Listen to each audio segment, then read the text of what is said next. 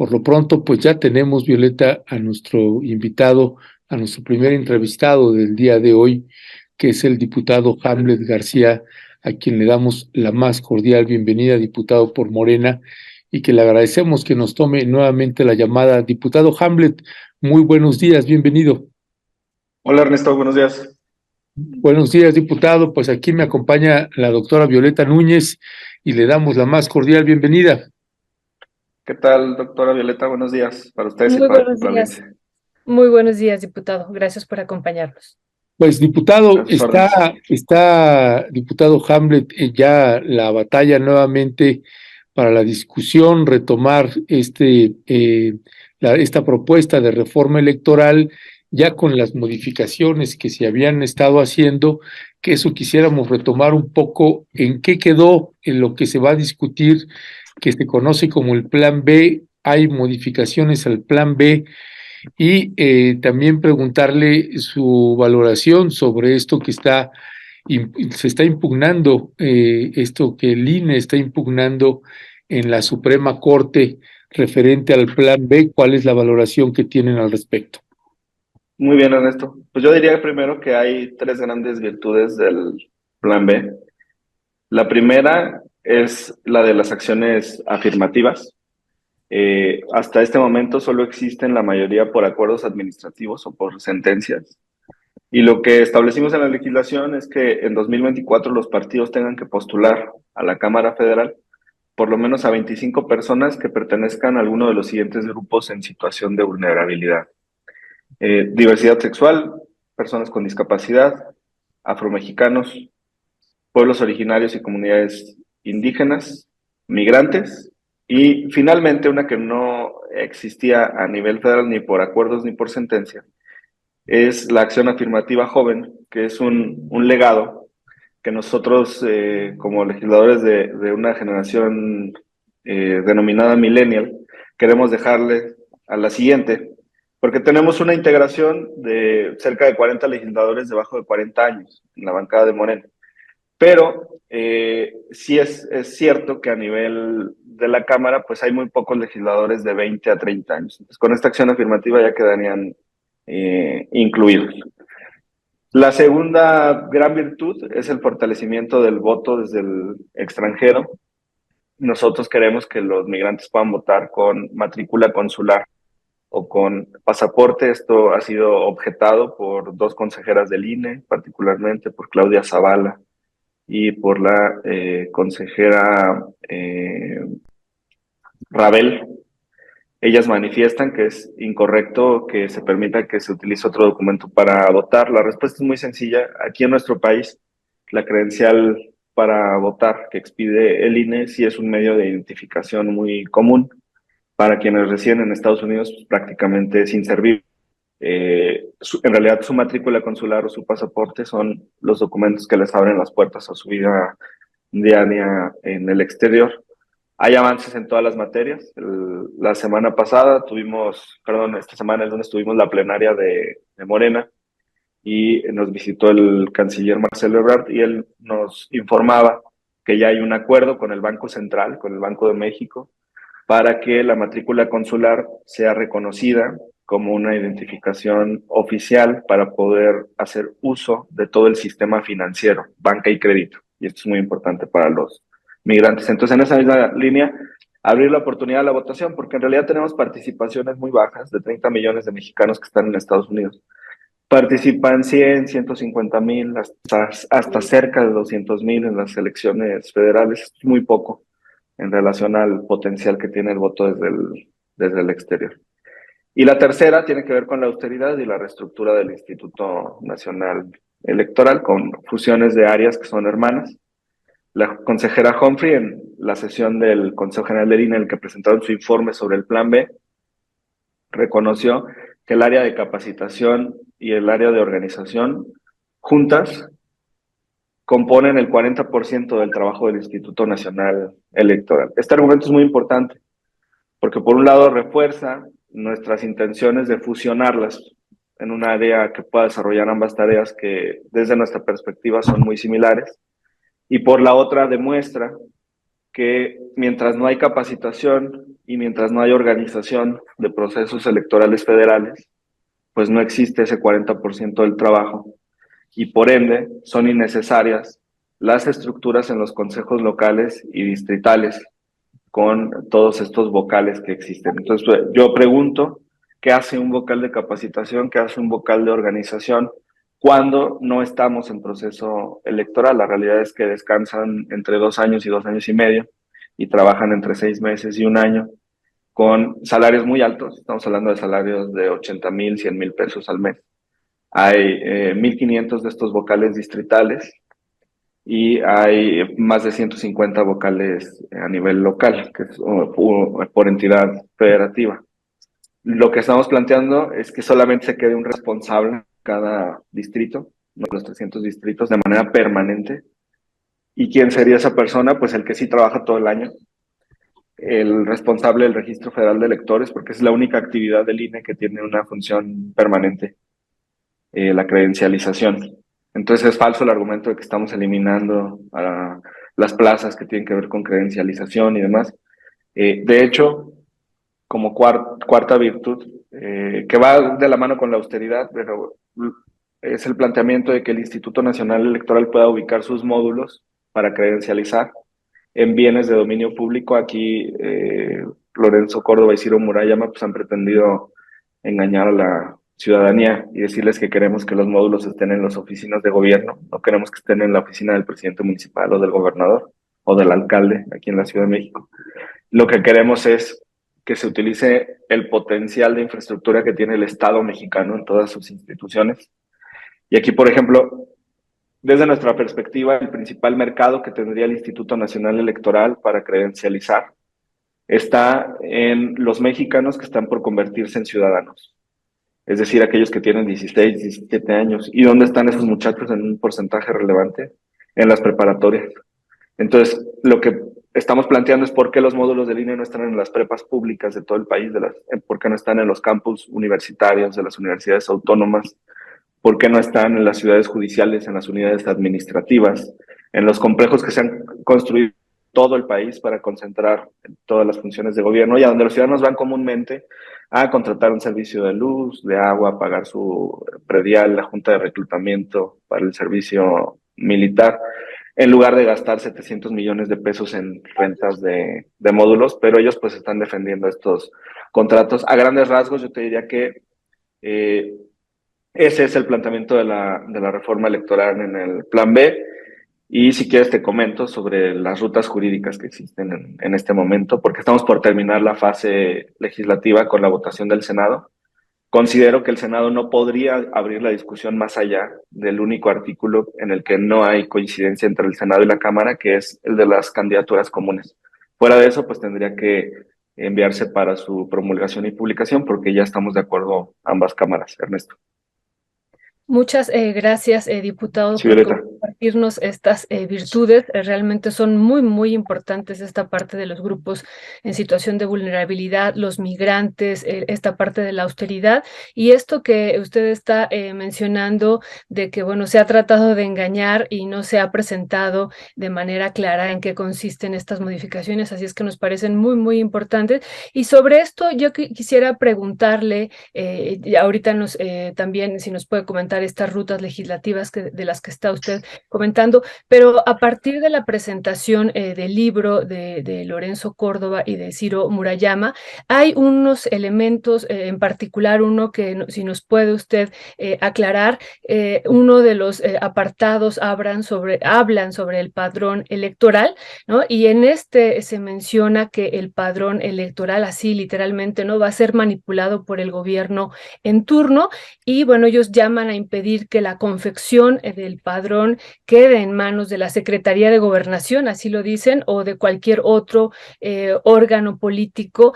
Y bueno, entonces eso queremos preguntarle a usted si es así como se está proponiendo o es otra la realidad que se está planteando, diputado.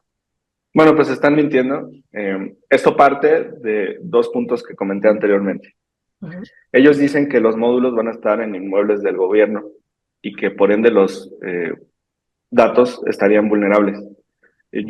Si me permiten, les voy a enviar, Violeta, el video de un fragmento de la sesión del Consejo General en el que Ciro Murayama acepta que le renta nuestros datos, le renta la base de datos del padrón electoral a los bancos, a privados, y que le pagan recursos por esa renta, y que eso lo utiliza para un fideicomiso del propio INE, y se molesta porque eso va a desaparecer. ¿En O serio? sea, ¿Yo en serio, él dice que no le traslada la propiedad de los datos a los bancos, que los bancos solamente hacen consultas y pagan por ese servicio. Pues yo le recuerdo al consejero Murayama que la definición legal de arrendamiento es permitir el uso y goce temporal de un bien a cambio de un precio cierto en dinero. Sí, no le está trasladando la propiedad, no le está diciendo haz lo que quieras con la base de datos, pero así sea durante algunos segundos, le está rentando nuestros datos para beneficio de los propios bancos, de los privados. Entonces ahora él se constituye como paladín defensor de los datos personales cuando los está arrendando. Entonces no es cierto que están en poder del gobierno, reitero, se plantea que los módulos del INE tienen inmuebles del dominio público y esto incluye universidades, bibliotecas, hospitales. Tenemos un gran problema de actualización de datos en la frontera. Por eso hay una participación tan baja en Baja California. Son participaciones de 30, 35, 40%. No es porque no les guste votar, es porque el padrón no está actualizado. ¿Y por qué no está actualizado? Porque los módulos no están en los lugares en los que los ciudadanos frecuentan. Los meten en centros comerciales, pagan rentas carísimas. ¿Dónde deberían de estar los módulos del INE? En las ciudades fronterizas, en las instalaciones del Instituto Nacional de Migración, cerca de los cruces de la línea, donde hay pues millones de personas que caminan todos los días. Y son solamente algunos ejemplos que se pueden aplicar a la realidad de cada ciudad y cada municipio. Ahora, sobre la participación de las instituciones, la Secretaría de Gobernación no participaría en el padrón. Su objeción está en el punto que les comenté sobre la matrícula consular, porque esa es expedida por la Secretaría de Relaciones Exteriores. Lo que él dice es, si se permite que una institución que no sea el INE emita un documento para votar, entonces eso ya está vulnerando. Yo les pregunto, ¿qué ha hecho el INE para incrementar la participación en el extranjero? Han realizado caravanas, han puesto módulos móviles.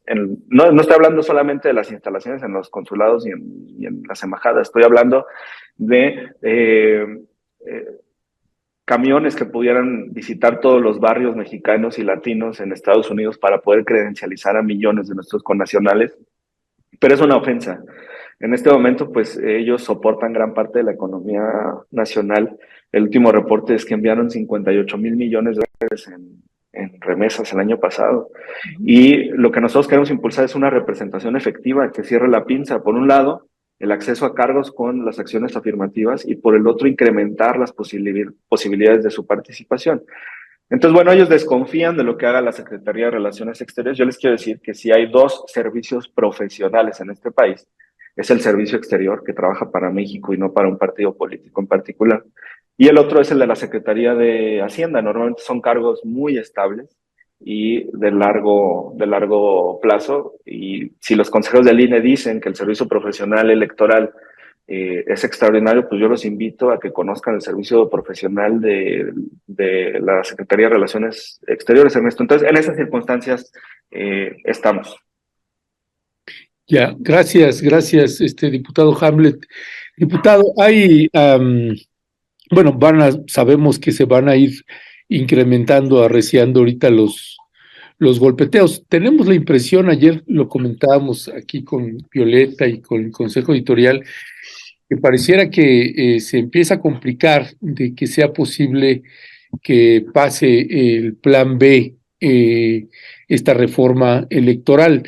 Hay también una encuesta de parametría que por ahí tenemos la imagen donde pues son los altos contrastes. Por un lado, pues se ve pues que hay un enorme respaldo para que se haga esta reforma, pero no sé cómo están viendo el escenario dentro de las cámaras, particularmente con los partidos de oposición.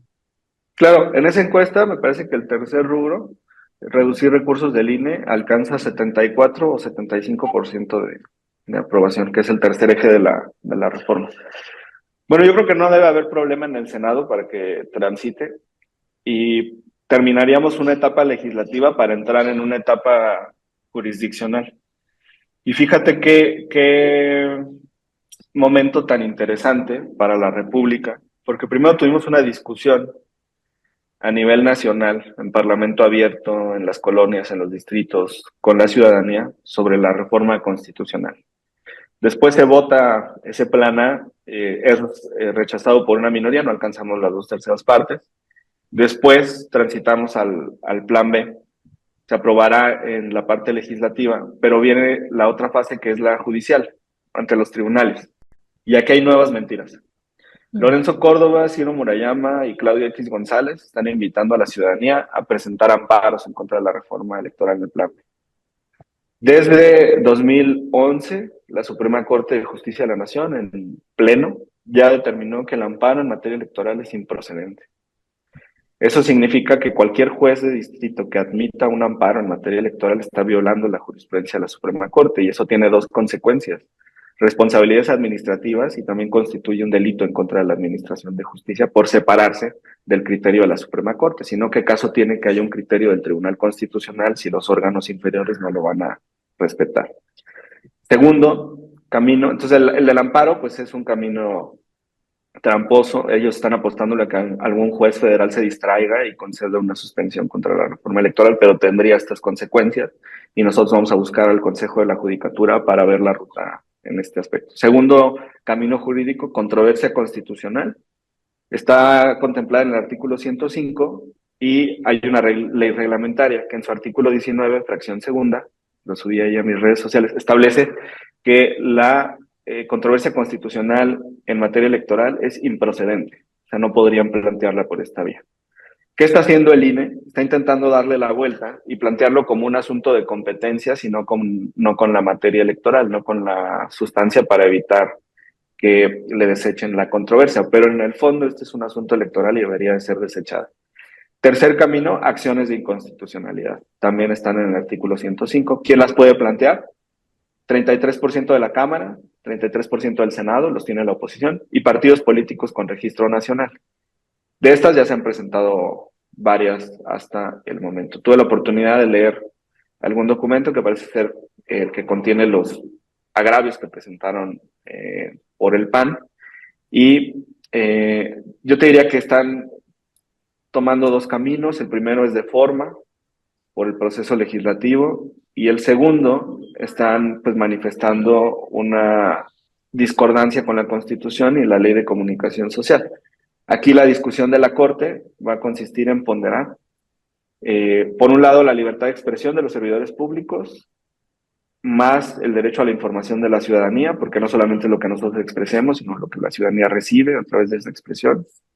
Y por el otro lado, lo que la oposición considera que debe sustentarse, que es el principio de equidad en la contienda. Y la Suprema Corte va a valorar esos dos argumentos y va a determinar lo conducente en esta porción del Plan B. Están las otras leyes que se aprobarán en las próximas semanas, y ahí se abre una nueva ventana para que presenten sus acciones de inconstitucionalidad. Esa es la ruta jurídica, Violeta, Ernesto. Muchas gracias, diputado. Justo le iba a preguntar sobre esta ruta legislativa, si ahorita esto va al Senado, bueno, se va a discutir y a votar en el Senado, y si regresa a Cámara de Diputados la iniciativa. Pues la discusión tendría que versar solamente sobre la porción en la que no hay acuerdo, que es el de las candidaturas comunes. Exacto. Si introducen otros temas a discusión, estarían violando la Constitución, porque ya estamos de acuerdo ambas cámaras. No puede haber una tercera ronda de discusión de lo que ya fue aprobado por ambas. Y si ellos están de acuerdo con retirar esa porción, entonces se envía al Ejecutivo para su promulgación y publicación. Y si ellos no están de acuerdo en retirar esa porción, desde mi perspectiva se activa el mecanismo que está en la última parte del artículo 72 constitucional, que establece que se puede remitir todo lo ya aprobado y encorchetarse el aspecto en el que aún no hay acuerdo, pero eso no podría echar a perder la gran mayoría de la reforma en la que ambas cámaras ya votaron a favor, Violeta. Muy bien. Y perdón, perdón, Ernesto, en esto le iba a preguntar lo de la marcha, nada más, Sí, sobre la marcha del 26 de febrero, que justo están convocando, por ejemplo, aquí hay algunos diarios, ¿no? Que dicen lo que se busca, y por eso están llamando a la marcha, es destruir al INE para poner presidentes en las siguientes elecciones, décadas y generaciones. Así están convocando para la próxima marcha del 26 de febrero. ¿Cuál es su opinión al respecto, diputado? pues de nueva cuenta están utilizando mentiras para confundir a la ciudadanía. Nosotros pues vamos a hacer un trabajo de difusión y les agradezco mucho por el espacio para que se conozca la realidad sobre esta reforma electoral y esperemos que se resuelva en la Suprema Corte. Nosotros vamos a ser institucionales desde nuestra perspectiva hay elementos suficientes para confirmar la constitucionalidad de la legislación y hay avances muy importantes que vale la pena que estén vigentes para la elección de 2024. Existe además otra vertiente que es la de la designación de las consejerías que estarían vacantes a partir del 4 de abril, porque ya se van Lorenzo Córdoba, Ciro Murayama y otros 2 consejeros. Y ahí lo que tuvimos fue una sentencia de 23 de diciembre a medianoche dictada por la Sala Superior, por solo 4 de los 7 integrantes del tribunal. De hecho, me parece que fue una sesión atropellada. Los magistrados suelen ser muy formales en detalles, incluyendo su vestimenta, y ese día pues prácticamente iban en pijama, en playera a sesionar. Y se les escaparon muchas cosas. Por ejemplo, sesionaron el 23 de diciembre y vincularon al Pleno de la Cámara de Diputados a que modificara la convocatoria. Pero el 23 de diciembre, Violeta, Ernesto, no hay Pleno de la Cámara de Diputados. Está en receso. Ups. Entonces, lo técnicamente correcto era, si le surgía, porque yo supongo que le surgía para sesionar 23 de diciembre en la noche, era vincular a la comisión permanente para que convocara al Pleno a un periodo extraordinario para abordar el cumplimiento de esa sentencia, pero no, se les va y simplemente vinculan al Pleno. Entonces, apenas ayer, que se desarrolló la primera sesión ordinaria de la Cámara de Diputados, se leyó el acuerdo de la Junta en el que se informa que el tribunal dictó esa sentencia, pero eso ocurrió hace 5 semanas. Entonces, bueno, son esta serie de errores. ¿Eso que ha tenido como impacto? Pues el retraso en la designación de las consejerías. Y aquí solamente existen 2 opciones. O acortamos el calendario, pero implicaría quitar fases del proceso, o dejamos el calendario en sus términos, pero implicaría que el Consejo funcione con 7 integrantes hasta en tanto se designen los restantes. Yo solamente veo esas 2 opciones. Ya, gracias, diputado Hamlet. Permítame nada más, antes de despedirle, leer algunos de los comentarios que la audiencia amablemente nos está haciendo. Sí, Ernesto. Dice Nora Brie, que Nora Brie dice, si hubiera un documento oficial de identidad con fotografía, el CURP, hecho credencial, la del INE sería innecesaria. Diego Rivero, pero por eso me marcan los bancos para ofrecerme tarjetas de crédito. Es un criminal. Ciro Murayama. Marie Toibodes dice, me consta que el INE le renta la base de datos a los call centers para que te vendan tarjetas de crédito. Pues me imagino que trabaja o en un call center o trabajó en el INE. Marie Tobidoes. Guadalupe Santiago dice, diputado, ¿y qué pasa con el aviso de privacidad? Irma Arce, no hay palabras que abarque la sociedad que nos rodea, se escarba y el túnel no tiene fin. Dice Guadalupe Santiago, ¿dónde podemos dirigirnos para denunciar el por qué el INE otorgó mis datos a los bancos? Ahora entiendo por qué todos los bancos me están llamando para ofrecer productos. Frida Calvo, díganle al diputado Hamlet que actualmente la credencial del INE en el extranjero ya se tramita en consulados embajadas usando los sistemas informativos de la Secretaría de Relaciones Exteriores, es decir, el sistema de pasaportes, que Lorenzo no se dé baños de pureza. En fin, son parte de los comentarios que la audiencia pues amablemente nos hace. Y ya nada más para cerrar, diputado Hamlet, le preguntaría, salvo que quieras añadir algo más ahí que consideres pertinente sobre el tema, ¿cuáles son pues la agenda legislativa que tienen ustedes, que están identificando como la agenda estructural, la más importante para lo que viene en este 2023?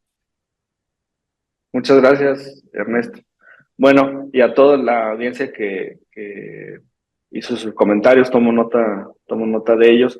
Las denuncias las pueden presentar en el órgano interno de control del INE, la Contraloría Interna del Instituto Nacional Electoral, que ha hecho un buen trabajo en analizar muchas de las irregularidades que se cometen ahí adentro.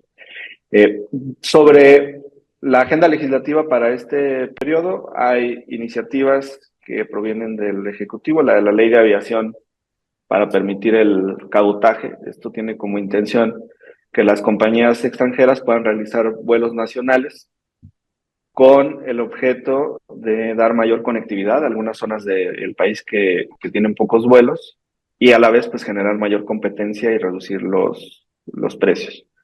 No solamente estamos hablando del AIFA, sino también pues de aeropuertos secundarios en ciudades medianas que lamentablemente pues tienen un mercado monopolizado. Un ejemplo, un vuelo redondo a Durango, que es 1 hora y media de vuelo, debe costar 8,000 pesos redondo. Es incluso pues mucho más caro que ir a Monterrey cuando la distancia pues es similar o menor por la ruta que se tome. Ya sobre esta materia, bueno, pues hay una discusión pública incluso sobre la pertinencia. Hoy el presidente de la República también manifestaba su intención de que si las aerolíneas acuerdan reducir los precios, pues esto se pueda diferir un poco. Después tenemos la reforma en materia del CONACYT, la reforma en cuyo consejo, por cierto, por alguna razón participa el sector privado, lo cual se me hace muy raro. Es como si el gobierno participara en el consejo de administración de las corporaciones privadas. No tiene mucho sentido y eso se quiere modificar. Entró también una iniciativa para transformar la Comisión Nacional de Derechos Humanos en la Defensoría del Pueblo. La vamos a analizar. Y hay otros puntos que queremos impulsar. Uno de ellos está relacionado con la reforma electoral y es el tema del voto anticipado, Violeta, Ernesto, porque hay millones de ciudadanos en este país que el día de la jornada electoral no pueden emitir su sufragio. Personal de servicios públicos básicos, protección civil, bomberos, elementos de las corporaciones que ese día pues están en funciones, ¿no? Policías municipales, estatales, Guardia Nacional, elementos del Ejército, de la Marina que están en entidades diferentes a las de su residencia, lo cual es muy común. Tienes también personal médico que está de guardia el día de la jornada electoral, que a nivel nacional pues, son decenas de miles entre enfermeras y doctores, e incluso personal administrativo de los propios hospitales.